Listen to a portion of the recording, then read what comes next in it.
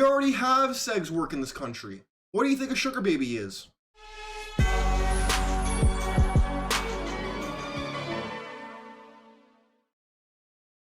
Ladies and gentlemen, welcome to the Sheep Get Sheared podcast. I'm your host, Austin Creed. Today, my friends, we're going to return to our various discussions of relationships. But you know what? I want to assert two things. One, that relationships have been completely destroyed in this country, especially because everybody who's in the dating marketplace now can attest to this. It's often extremely hard to find a connection if you're looking for one. It's hard to get what you want, no matter who you are. If you're a man, you don't like it. If you're a woman, you don't like it. Nobody seems to like it, but yet everybody seems to involuntarily be participants within this system. And number two, we are getting no help from the judicial system.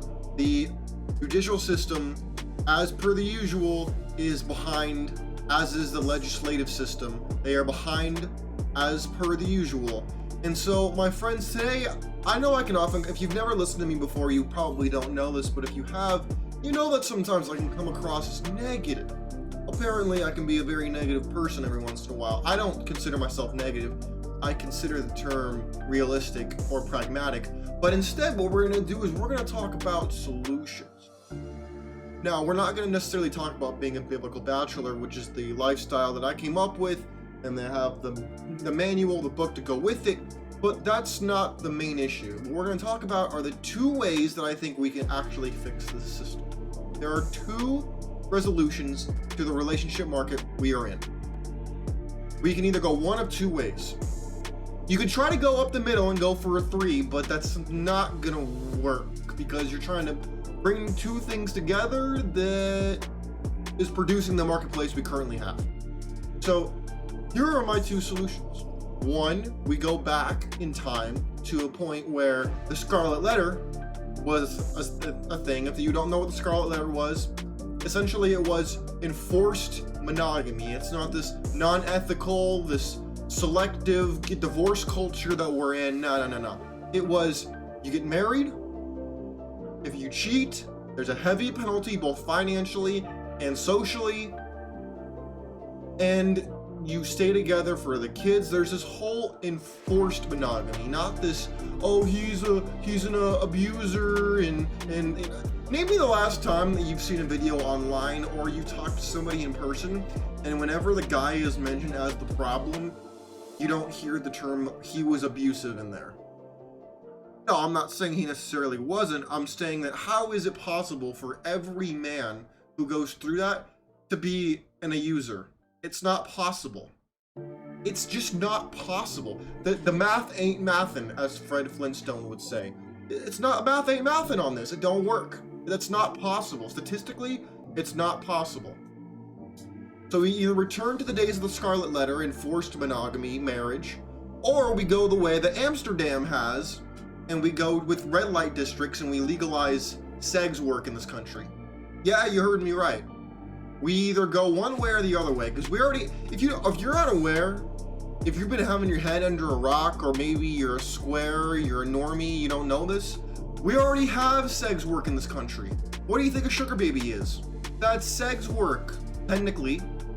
Now, a lot of people wouldn't classify it as that, but technically speaking, that's exactly what it is.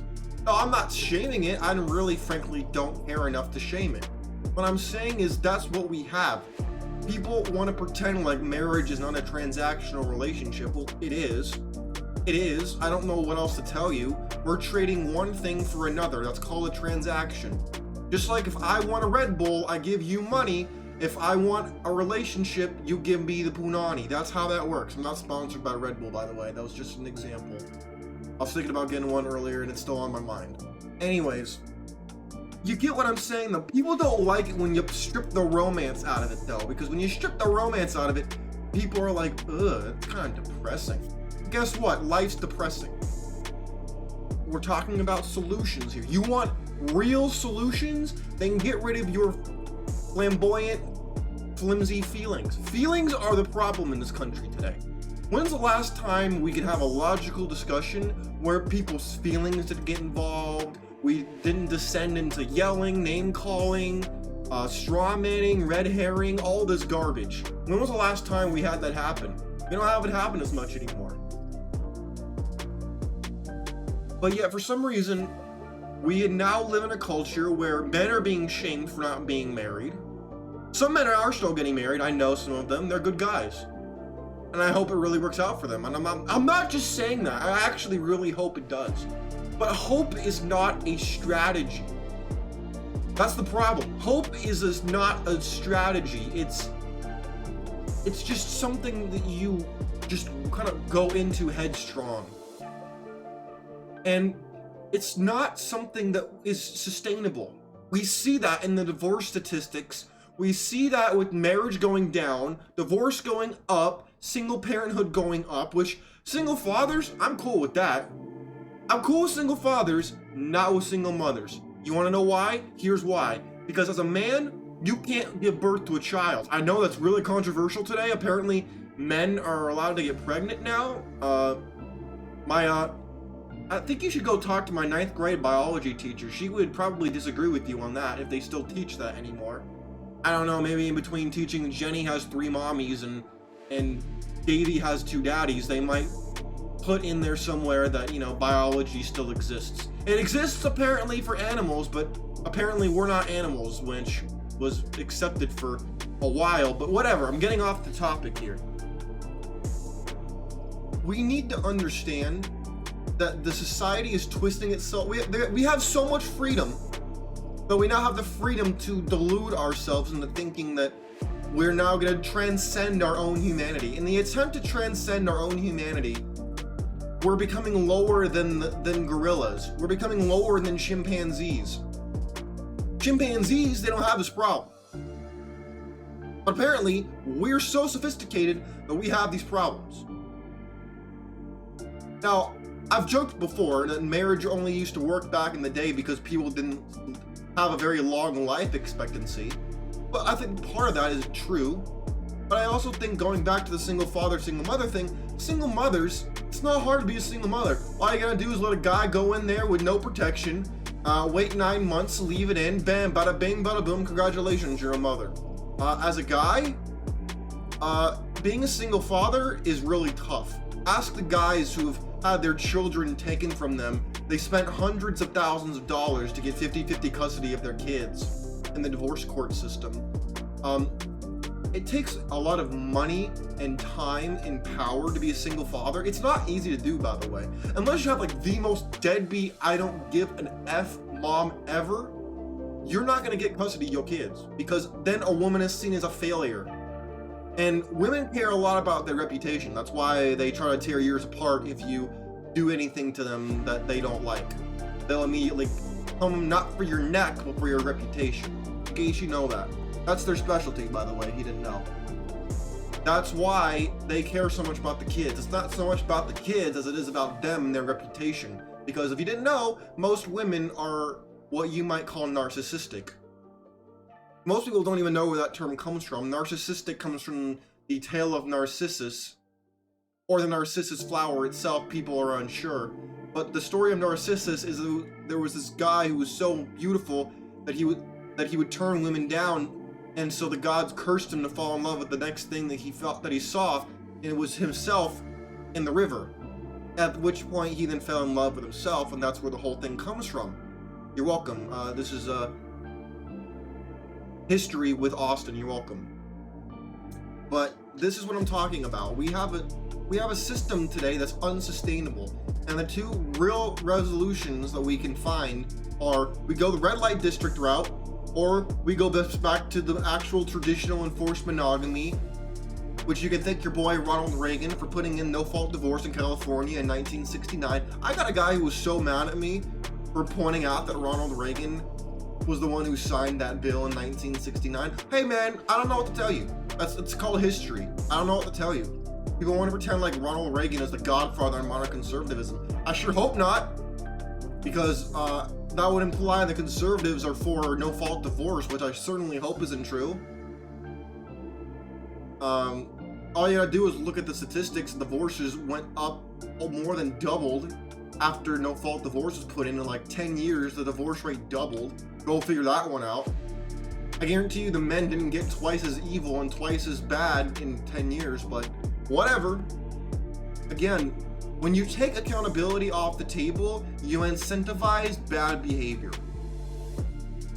I don't know what to tell you. I have no idea how people can't put 1 plus 1 and add up to 2.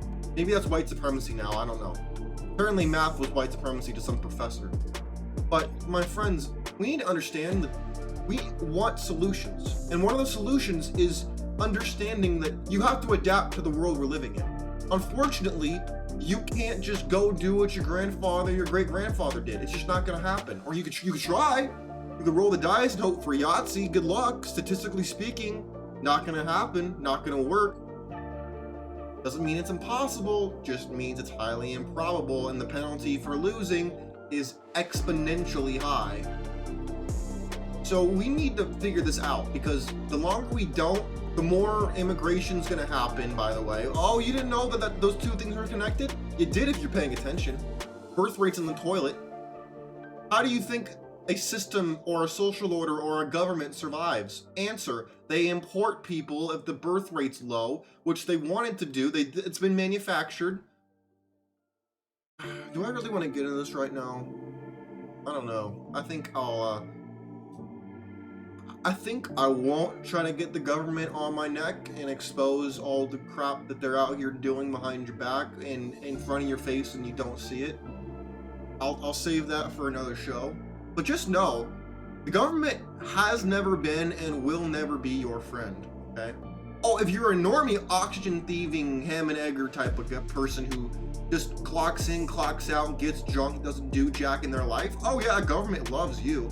You're a drone. Government totally cool with you. But if you think for yourself, you talk about these topics in a way that doesn't just scapegoat men and blame them for everything, then no, government doesn't like you very much. I'll leave it at that. You are the problem to people. That's why they pour billions of dollars into the womanism industry and into spaces like ours. No, we can't get all that much funding. We can't really get monetization. I don't know what to tell you. My friends, I'll leave it at that. What do you think of my solutions? Red light districts or returning to the Scarlet Letter type of days?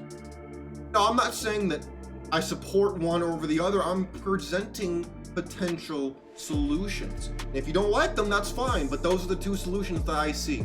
Because right now we're living this weird in-between, and that's what's causing the problem. Nobody wants to step up. Nobody wants to cuff their cojones and make a decision. Nobody wants to be up there and take the flack from all the people who don't like their choices. Well, guess what? I don't care. I don't care what normie morons think about me. They don't know anything. That's like a child being mad at me about, you said this and I didn't like it. But did you understand what I said? No, I just didn't like the way you said it. You're not in my league. Please go away. Oh, brother. Reminds me of that show, Are You Smarter Than the Fifth Grader? And most people couldn't do it. Oh man, if that wasn't telling, I don't know what was. Anyways, my friends, I hope you had a good day. I hope that you enjoy yourself. I really hope that, yeah, we're entertained. You have a little food for thought. And I look forward to hearing what you have to say, how you adapt your life, because these are important topics and they affect people very deeply. Relationships are something that I talk about a lot because it's the most important decision that any person can make. Not just men, women too. Very important. But yet, all too often, we ignore it, we downplay it, we try to act like if you don't get what you want, it's always your fault. Well, when more than one person's involved, you can't really do that. It's unfair and disingenuous. Anyways, take care of yourselves. I'll see you next time. I'm out. Peace.